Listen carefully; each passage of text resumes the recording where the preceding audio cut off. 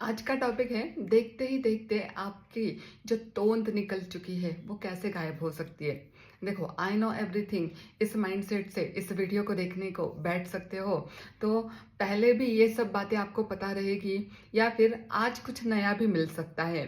So positive रहना बहुत ज़रूरी है। दूसरी बात, देख के कुछ नहीं होने वाला। देख के बाद आप जो इसके ऊपर इम्प्लीमेंट करने वाले हो उससे ये होने वाला है। और तीसरी बात, हमेशा जो भी है आप ग्रैटिट्यूड शो करते रहो। हो सकता है इस वीडियो में आपको नया कुछ ना मिले, पर पुरानी बातें रियलाइज होने की वजह से आज आपको एक मोटिवेशन मिल सकता है। सो आज ही आप 31 दिसंबर बहुत दूर नहीं है, आज 1 दिसंबर है। सो आने वाले नए साल में हो सकता है आप 3 से 5 किलो का वेट लॉस कर सकते हो।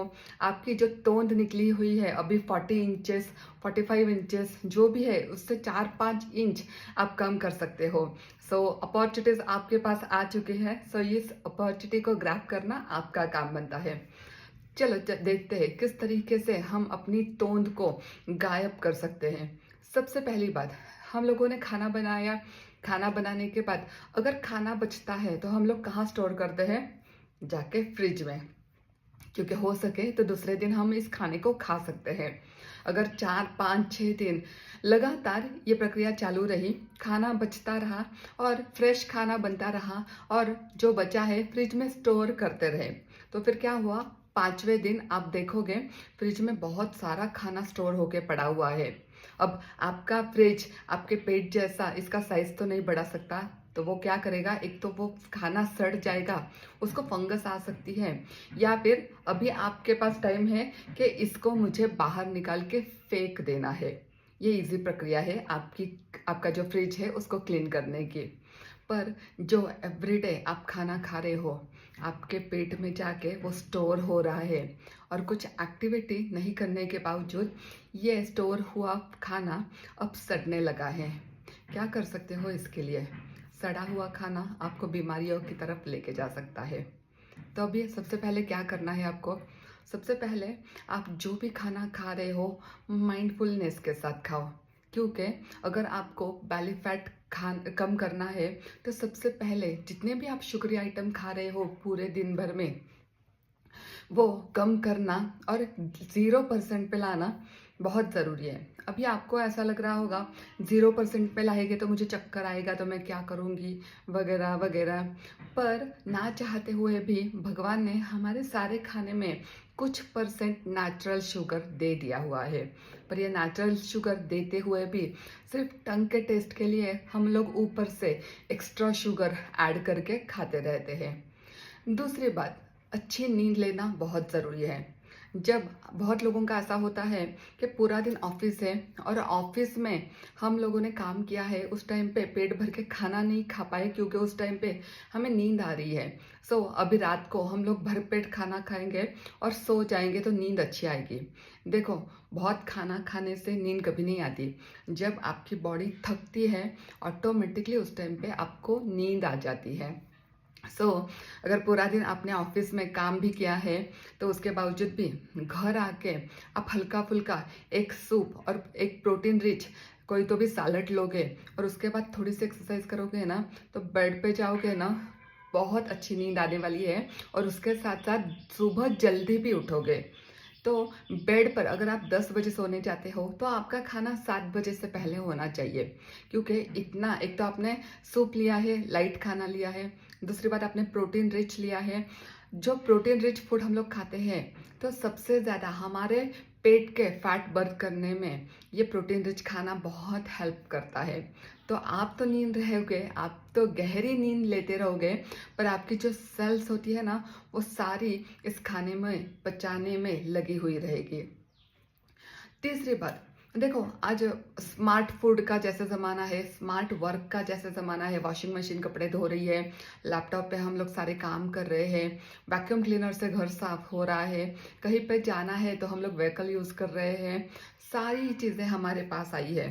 पर हमारे शरीर का जो फैट हम लोगों ने एक्सेस खाया हुआ है, इसका कोई भी मशीनरी नहीं निकला हुआ है। इसको बर्न करने के लिए आपको एक्टिव रह के एक्सरसाइज करना बहुत ज़रूरी है। अभी एक्टिव रहने के लिए बहुत क्या कर सकते हैं हम लोग, जैसे कि 2 बातें मैंने बताई। आप अच्छा नींद ले सकते हो, उसके साथ-साथ आप प्रोटीन रिच फूड खा सकते हो। अभी तीसरा आता है स्ट्रेस फ्री। स्ट्रेस फ्री रहने के लिए आप देखो, थोड़ा सा खुद को टटोलो कि इस 24 घंटे में मुझे कितने बार स्ट्रेस महसूस हुआ। अगर ये स्ट्रेस परसेंटेज से ज़्यादा आ रहा है तो आपको, क्या ये स्ट्रेस आपने लिया है तो मैनेज आप कर सकते हो 100%। क्योंकि अगर लिया आपने है तो आपको मैनेज करना आता है, बस वो टेक्निक, वो स्किल आपने अभी तक सीखी नहीं है। बॉडी आपकी है, आपको हर चीज़ बहुत आसान तरीके से इसको कंट्रोल करने आती है। अभी चलेंगे जो चौथी और बहुत इम्पॉर्टेंट चीज़ है। हम लोग जैसे कि बैठते हैं, बैठने के बाद घंटों फ़ोन पे बात करते रहते हैं। पर ऐसा हो सकता है क्या, बात ही कर रहे हैं तो थोड़ा सा वॉक करो। थोड़ा सा वॉक कर लिया तो मे बी आपकी उतनी कैलोरीज बर्न हो जाती है। कभी कभी ऐसा लगता है कि स्ट्रेचिंग करना क्यों इम्पोर्टेंट है, पर जहाँ पे भी आप चेयर पे बैठे हो थोड़ा सा स्ट्रेच करो। स्ट्रेच करने के बावजूद जो बॉडी में आपको रिलीफ महसूस होगा, आप रोज स्ट्रेचिंग अपने आप करने लगेंगे या फिर आपका सबकॉन्शियस माइंड आपको उसकी तरफ लेते चला जाएगा।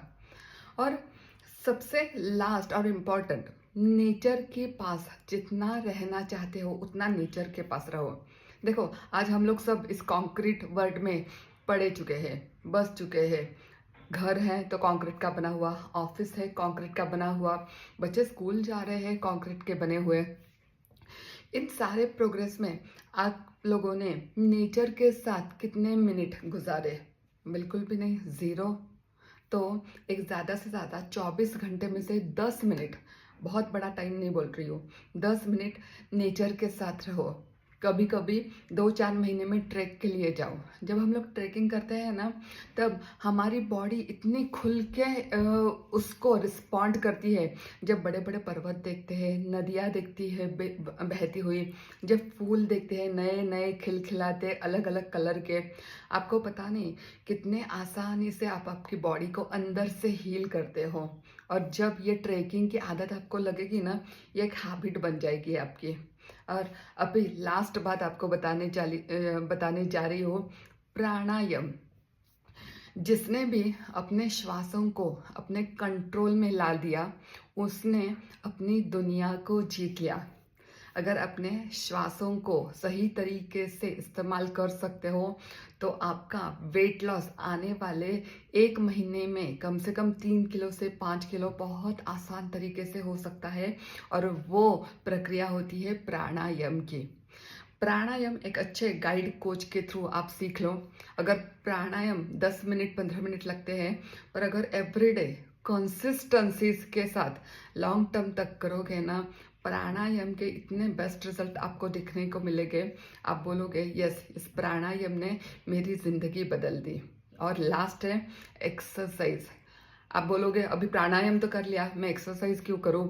यस, प्राणायाम के साथ एक्सरसाइज, मैं ऐसा नहीं बोल रही हूँ। अगर हफ्ते में 7 दिन है, संडे का छुट्टी ले लो, 3 दिन प्राणायाम करो, 3 दिन एक्सरसाइज करो, और नेचर के साथ रहो। जब आप एक्सरसाइज करते हो तब आपके बॉडी में जो आपने खाया है ग्लूकोज रेडी हुआ है, उस ग्लूकोज को खर्च करने में बॉडी कहाँ हेल्प करेगी? जब आप एक्सरसाइज करते हो तब।